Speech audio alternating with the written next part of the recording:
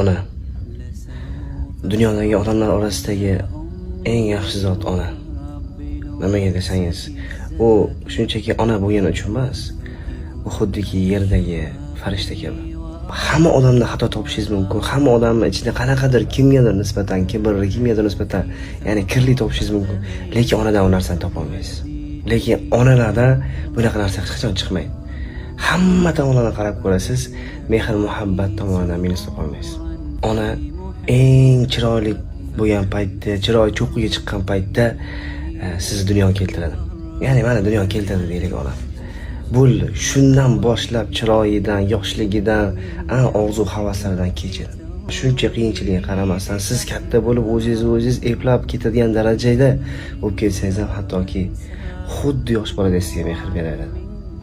Ona. Eslang tunlari ustingiz o'ramasdan uxlagan paytlaringiz, ertalab turganingizda ustingiz o'ralib qo'ygan paytlar. Kim o'rab qo'yganingiz? Maktabga ketgan paytingizda orqangizga qarasangiz, uzoqdan ham onangiz ko'rib qo'lini ko'tarib turgan paytlarni eslang. Aka, uka, do'st, birodarlarga, ayolingizgami, kimga bo'lsa ham qattiqroq gapirib, u bilan tortishib urishib qolingda. Bo'ldi, to siz borib, bo'ldi, endi anaqa emas ekanda. Uzr, endi shunaqa gapirmaganingizcha o'ziga kamaydi, qovog'ini olib, sizga zarda qilib yuradi. Qoshini chimirib. Lekin ona bilan Alloh ko'rsatmasin, mabodo aytishib qolib yoki jahl qilib qo'ysangiz, jim ichiga yutadi-da, ya'ni hattoki duo ham qiladi Allohga. Bolam yoshlik qilib qo'yibdi-da, Alloh kechirdi.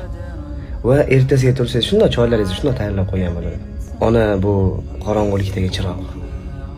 Ona bu kuchsizlikdagi kuch. Ona bu mag'zurlikdagi baxt.